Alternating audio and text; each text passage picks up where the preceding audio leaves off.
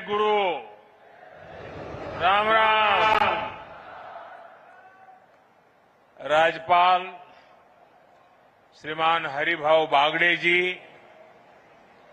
यहाँ के लोकप्रिय मुख्यमंत्री श्री भजनलाल शर्मा जी, पूर्व मुख्यमंत्री बहन वसुंधरा राजे जी, मंत्रिमंडल में मेरे सहयोगी प्रहलाद जोशी जी, जोधपुर से हमारे साथ जुड़ रहे भाई गजेंद्र सिंह शेखावत जी, अश्विनी वैष्णव जी, बीकानेर से हमारे साथ जुड़ रहे श्रीमान अर्जुनराम मेघवाल जी, यहां उपस्थित उप मुख्यमंत्री पति प्रेमचंद बैरवा जी, दिया कुमारी जी, भाजपा के प्रदेश अध्यक्ष श्रीमान मदन राठौड़ जी, राजस्थान सरकार के मंत्रीगण, अन्य सभी महानुभाव, भाई और बहनों, आज नवरात्र के चौथे दिन मुझे बांसवाड़ा में मां त्रिपुर सुंदरी की धरती पर आने का सौभाग्य मिला है। मुझे कांठल और वागड़ की गंगा मानी जाने वाली माही मां के भी दर्शन हुए। माही का पानी हमारे आदिवासी भाई बहनों के संघर्ष और उनकी जीवटता का प्रतीक है। महानायक गोविंद गुरु जी के प्रेरणादायी नेतृत्व ने जो अलग जगाई, माही का पवित्र जल उस महागाथा का साक्षी है। मैं मां त्रिपुरा सुंदरी और मां माही को श्रद्धापूर्वक नमन करता हूं। साथियों, साधना और शौर्य की धरती से मैं महाराणा प्रताप, राजा बांसिया भील, उनको श्रद्धापूर्वक उनका पुण्य स्मरण करता हूं और उन्हें नमन करता हूं। साथियों, नवरात्रि में हम शक्ति के 9 स्वरूपों की पूजा करते हैं और आज यहां ऊर्जा शक्ति यानी बिजली उत्पादन से जुड़ा इतना बड़ा आयोजन हो रहा है। राजस्थान की धरती से आज बिजली क्षेत्र में भारत के सामर्थ्य का एक नया अध्याय लिखा जा रहा है। आज राजस्थान, मध्य प्रदेश, आंध्र प्रदेश, कर्नाटका और महाराष्ट्र में 90,000 करोड़ रुपए से ज्यादा के बिजली प्रोजेक्ट शुरू हुए हैं।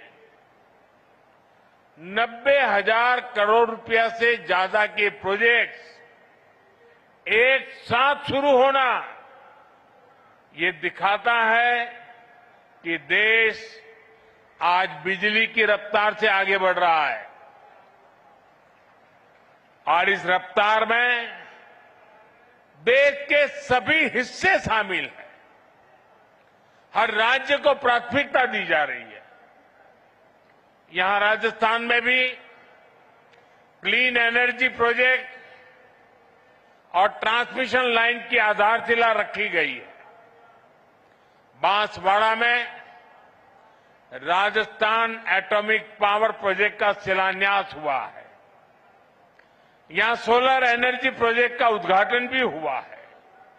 यानी सोलर ऊर्जा से लेकर परमाणु ऊर्जा तक देश अपनी बिजली उत्पादन क्षमता को नई ऊंचाई तक लेकर जा रहा है। साथियों, आज तकनीक और उद्योगों के जमाने में विकास की गाड़ी बिजली से ही दौड़ती है। बिजली है तो उजाला है, बिजली है तो गति है, बिजली है तो प्रगति है, बिजली है तो दूरियां मिटती हैं और बिजली है तो दुनिया हमारे पास है। लेकिन मेरे भाइयों बहनों, हमारे देश में कांग्रेस की सरकार ने बिजली के महत्व पर ध्यान ही नहीं दिया। जब 2014 में आपने मुझे सेवा का अवसर दिया और जब मैंने दायित्व संभाला तो देश के 2.5 करोड़ घर ऐसे थे जहां बिजली का कनेक्शन नहीं था। आजादी के 70 साल बाद भी देश के 18,000 गांवों में बिजली का खंभा तक नहीं लगा था। देश के बड़े बड़े शहरों में घंटों घंटों की बिजली कटौती होती थी। गांव में तो 4-5 घंटे बिजली आ जाए तो बड़ी बात होती थी और उस समय लोग चुटकुला सुनाते थे कि हमारे यहां बिजली जाती है, ये न्यूज नहीं है। लोग कहते थे कि बिजली आई, वो न्यूज होता था। लोग एक दूसरे को बधाई देते थे कि आज 1 घंटा बिजली आई थी। वो हाल थे। आज बिजली नहीं थी तो फैक्ट्रियां भी नहीं चल पाती थी, नए उद्योग नहीं लग पाते थे। राजस्थान समेत पूरे देश में यही हालत थी। भाइयों बहनों, 2014 में हमारी सरकार ने इन हालातों को बदलने का संकल्प लिया। हमने देश के हर गांव तक बिजली पहुंचाई। हमने 2.5 करोड़ घरों को मुफ्त बिजली कनेक्शन दिया और जहां जहां बिजली के तार पहुंचे वहां बिजली भी पहुंची। वहां लोगों की जिंदगी आसान हुई, वहां नए नए उद्योग पहुंचे। साथियों, 21वीं सदी में जिस देश को तेज गति से विकास करना है उसे अपने यहां बिजली उत्पादन बढ़ाना ही होगा और इसमें भी सबसे सफल वही देश होंगे जो स्वच्छ ऊर्जा यानी क्लीन एनर्जी में आगे रहेंगे।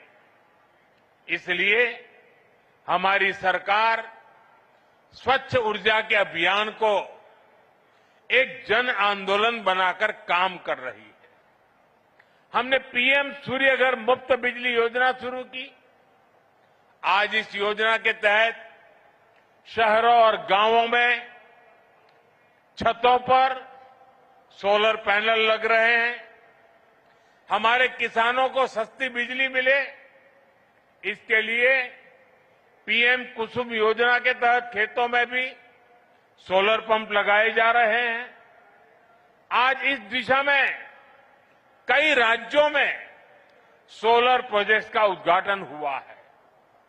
इन प्रोजेक्ट से लाखों किसानों को सीधा लाभ मिलेगा, यानी घर में मुफ्त बिजली के लिए पीएम सूर्य घर मुफ्त बिजली योजना और खेतों में मुफ्त बिजली के लिए पीएम कुसुम योजना। अभी मैं कुछ देर पहले पीएम कुसुम योजना के कई मेरे किसान भाई बहनों से जो इनके लाभार्थी हैं उनसे बात कर रहा था। मैं महाराष्ट्र के भी किसान भाई बहनों से बात कर रहा था और वो अपने जो अनुभव बता रहे थे वो बहुत ही उत्साहवर्धक थे। सौर ऊर्जा से मुफ्त बिजली उनके लिए बहुत बड़ा वरदान साबित हो रहा है। साथियों, आज भारत विकसित होने के लिए तेज गति से काम कर रहा है और इसमें राजस्थान की भी बड़ी भूमिका है। आज यहां राजस्थान के लोगों के लिए 30,000 करोड़ रुपए की अन्य परियोजनाओं को भी शुरू किया गया है। पानी, बिजली, सेहत, इससे जुड़ी इन परियोजनाओं को उससे आप लोगों की सुविधाएं बढ़ेगी। मैंने अभी वंदे भारत समेत 3 नई ट्रेनों को हरी झंडी भी दिखाई है। इस समय देश में रोजगार के नए अवसर पैदा करने का भी बड़ा अभियान चल रहा है। उसी कड़ी में आज राजस्थान के 15,000 युवाओं को सरकारी नौकरियों के नियुक्ति पत्र भी मिले हैं। मैं इन सभी युवाओं को जीवन की इस नई यात्रा की शुभकामनाएं देता हूं। मैं राजस्थान के लोगों को विकास की परियोजनाओं के लिए भी बधाई देता हूं। साथियों, मुझे खुशी है कि आज राजस्थान की भाजपा सरकार राज्य के विकास में पूरी ईमानदारी से जुटी है। कांग्रेस ने राजस्थान को लूटकर जो जख्म दिए उसे भरने का काम हमारी सरकार कर रही है। कांग्रेस सरकार में राजस्थान पेपर लीक का सेंटर बन गया था। जल जीवन मिशन को भी कांग्रेस ने भ्रष्टाचार की भेंट चढ़ा दिया था। महिलाओं पर अत्याचार चरम पर था। बलात्कारियों को संरक्षण दिया जा रहा था। कांग्रेस राज में बांसवाड़ा, डूंगरपुर, प्रतापगढ़ जैसे क्षेत्रों में अपराध और अवैध शराब का कारोबार खूब पनपा। लेकिन जब यहां आपने भाजपा को मौका दिया तो हमने कानून व्यवस्था को मजबूत किया, योजनाओं में तेजी लाए। हम यहां बड़े बड़े प्रोजेक्ट लगा रहे हैं। आज राजस्थान में हाईवेज, एक्सप्रेसवेज का नेटवर्क बिछाया जा रहा है। आज भाजपा सरकार राजस्थान को, दक्षिण राजस्थान को तेज विकास की राह पर आगे बढ़ा रही है। साथियों, आज पंडित दीनदयाल उपाध्याय जी की जन्म जयंती है। उन्होंने हमें अंत्योदय का सिद्धांत दिया था। अंत्योदय यानी समाज के आखिरी पायदान पर खड़े व्यक्ति का उत्थान। उनका ये विजन आज हमारा मिशन बन चुका है। आज हम बहुत सेवा भाव से गरीब, दलित, पिछड़े, आदिवासी सभी के हित में काम कर रहे हैं। सबका साथ, सबका विकास, इसी मंत्र को लेकर के चल रहे हैं। साथियों, कांग्रेस ने आदिवासी समाज को हमेशा नजरअंदाज किया। उनकी जरूरतों को कभी समझा ही नहीं। ये भाजपा सरकार है जिसने आदिवासी कल्याण को प्राथमिकता देते हुए अलग मंत्रालय बनाया। जब अटल जी की सरकार आई तब पहली बार आदिवासी मंत्रालय बना। उसके पहले इतने दशक चले गए, इतने बड़े महान नेता पैदा हो गए, लेकिन आदिवासियों के लिए एक अलग मंत्रालय नहीं बना। ये भाजपा सरकार आई, जब अटल जी आए तब बना। कांग्रेस के दौर में कोई कल्पना भी नहीं कर सकता था कि आदिवासी अंचल में इतने बड़े प्रोजेक्ट्स आएंगे। आज भाजपा सरकार में वो सब कुछ संभव है। अभी हमने मध्य प्रदेश के धार में एक बहुत बड़ा पीएम मित्र पार्क शुरू किया है और ये भी आदिवासी क्षेत्र है। इससे आदिवासी किसानों को, कपास उत्पादक किसानों को बहुत बड़ा लाभ होने वाला है। साथियों, भाजपा के प्रयासों से ही आज गरीब आदिवासी परिवार की बेटी आदरणीय द्रौपदी मुर्मू जी देश की राष्ट्रपति बनी है। और राष्ट्रपति जी ने ही आदिवासियों में भी अति पिछड़े आदिवासी समाज का विषय उठाया था। उनकी प्रेरणा से ही हमने पीएम जनमन योजना शुरू की है। इसके तहत आदिवासियों में भी अति पिछड़े समाज को प्राथमिकता दी जा रही है। आज धरती आबा जनजातीय ग्राम उत्कर्ष अभियान के तहत जनजातीय गांवों को आधुनिक बनाया जा रहा है। भगवान बिरसा मुंडा को लोग धरती आबा के रूप में भी जानते हैं। इसका लाभ 5 करोड़ से ज्यादा आदिवासियों तक पहुंचेगा। आज देश में सैकड़ों एकलव्य मॉडल आदिवासी विद्यालय खोले जा रहे हैं। हमने वनवासियों और अनुसूचित जनजातियों के वन अधिकारों को भी मान्यता दी। साथियों, आप ये भी जानते हैं, हमारे आदिवासी भाई बहन हजारों वर्षों से जंगल के संसाधनों का इस्तेमाल करते आए हैं। ये वन संसाधन उनकी प्रगति का जरिया बने, इसके लिए हमने वन धन योजना शुरू की। वन उपज की चीजों पर हमने एमएसपी को बढ़ाया। हमने जनजातीय समाज के उत्पादों को बाजार से जोड़ा। इसका परिणाम है आज देश में वन उपज में रिकॉर्ड वृद्धि हुई है। साथियों, आदिवासी समाज को स्वाभिमान से जीवन जीने का अवसर मिले, ये हमारी प्रतिबद्धता है। उनकी आस्था, उनके आत्मसम्मान और उनकी संस्कृति की रक्षा करना, ये हमारा संकल्प है। साथियों, जब देश के सामान्य मानव का जीवन आसान होता है तो वो खुद आगे बढ़कर देश की प्रगति का नेतृत्व करता है। आप लोगों को याद होगा, आज से 11 साल पहले कांग्रेस के समय हालात कितने खराब थे। और खराब क्यों थे? क्योंकि कांग्रेस सरकार देशवासियों के ही शोषण में लगी थी। कांग्रेस सरकार देश के लोगों को ही लूट रही थी। कांग्रेस के समय में टैक्स और महंगाई दोनों आसमान पर थी।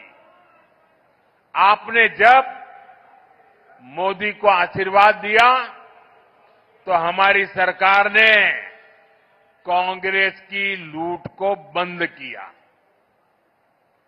साथियों, ये आजकल बहुत मुझ पर गुस्से में रहते हैं, इसका कारण भी यही है।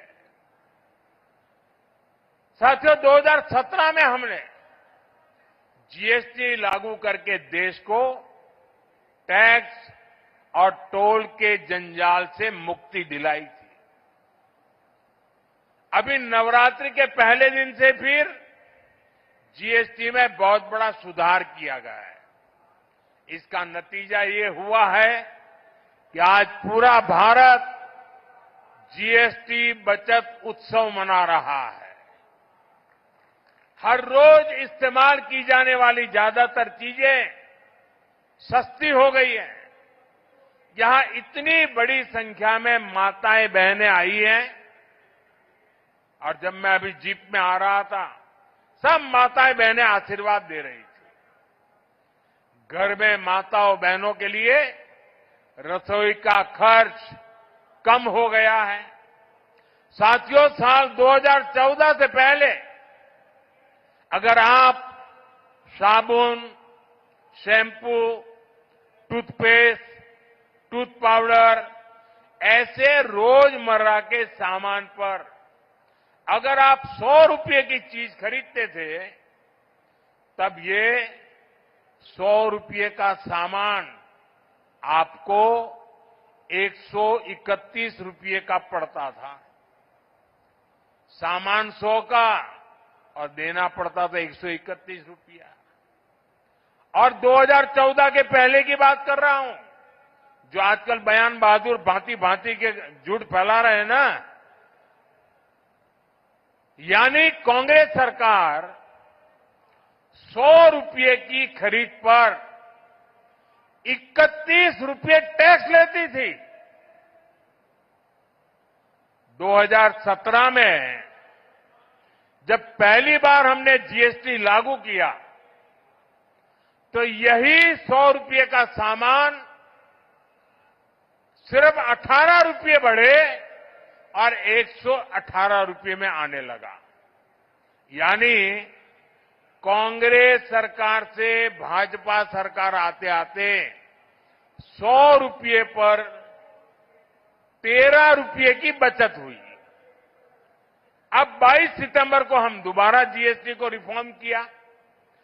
जीएसटी रिफॉर्म के बाद जो 14 के पहले 100 रुपये का 131 रुपया देना पड़ता था, अब 100 रुपया में सिर्फ 5 रुपया टैक्स लगता है, सिर्फ 105 रुपया देना पड़ता है।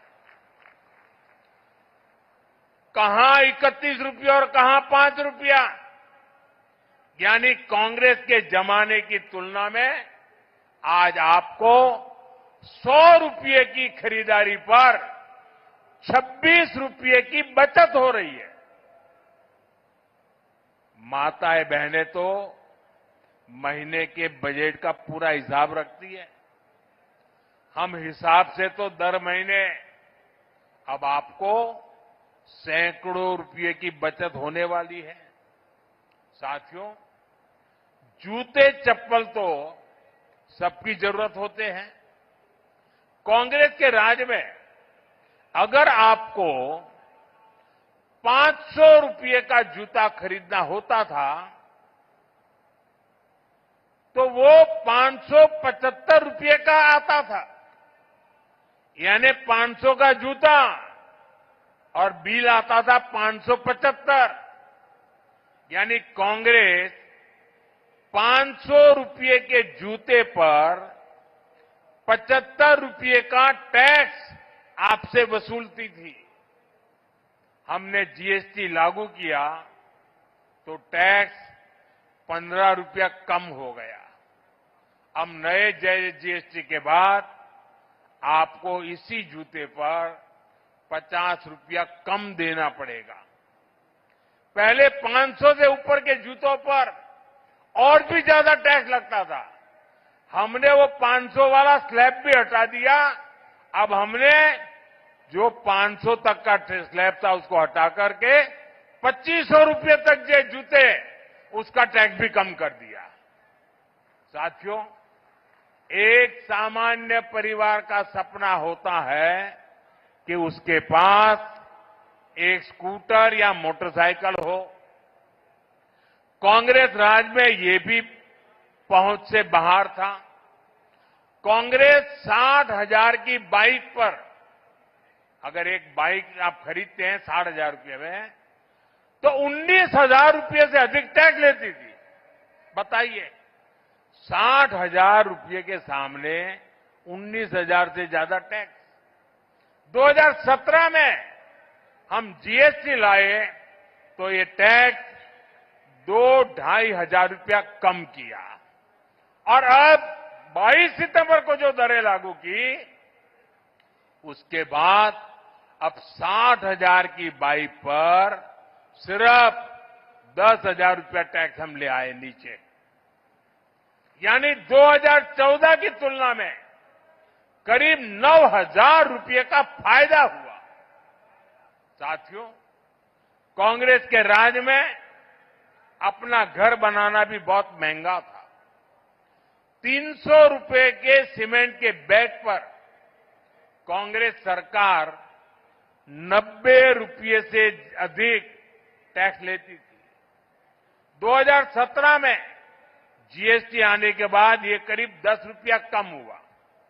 और अब जब दोबारा हम रिफॉर्म करके जीएसटी लाए तो 22 सितंबर के बाद सीमेंट के उसी बैग पर करीब 50 रुपये ही जीएसटी लग रही है। यानी सीमेंट के हर बैग पर भी 2014 की तुलना में आज 40 रुपये की बचत हो रही है। यानी कांग्रेस राज में जहां लूट ही लूट थी, वहीं आज भाजपा की सरकार में बचत ही बचत है। और तभी तो देश जीएसटी बचत उत्सव मना रहा है और जीएसटी बचत उत्सव को पूरे देश में मनाया जा रहा है। लेकिन भाइयों बहनों, ये जीएसटी बचत उत्सव तो चल रहा है, लेकिन हमारा एक और लक्ष्य है, आत्मनिर्भर भारत का। हम किसी और पर निर्भर न रहें, ये अब बहुत आवश्यक है। और उसका रास्ता जाता है स्वदेशी के मंत्र से। और इसलिए हमें स्वदेशी के मंत्र को भूलना नहीं है। मैं आप सबसे आग्रह करूंगा, और राजस्थान में और देश के कोने कोने में जो लोग मुझे सुन रहे हैं, उन सबसे भी आग्रह करूंगा, खास करके मेरे दुकानदार व्यापारियों से आग्रह करूंगा, हम जो बेचेंगे वो स्वदेशी ही बेचेंगे। और मैं देशवासियों से आग्रह करूंगा, हम जो खरीदेंगे वो भी स्वदेशी ही खरीदेंगे। हम दुकानदार को पूछेंगे, बताओ भाई ये स्वदेशी है कि नहीं है? और मेरी तो स्वदेशी की व्याख्या बहुत सिंपल है, कंपनी दुनिया के किसी भी देश की क्यों न हो, ब्रांड दुनिया के किसी भी देश की क्यों न हो, लेकिन वो हिंदुस्तान में बनने वाला होना चाहिए। हिंदुस्तान के मेरे नौजवानों की मेहनत से बना हुआ होना चाहिए। मेरे देश के लोगों के पसीने की उसमें महक हो, उसमें मेरे देश की मिट्टी की महक हो। मेरे लिए वो सब स्वदेशी है। और इसलिए मैं सभी व्यापारी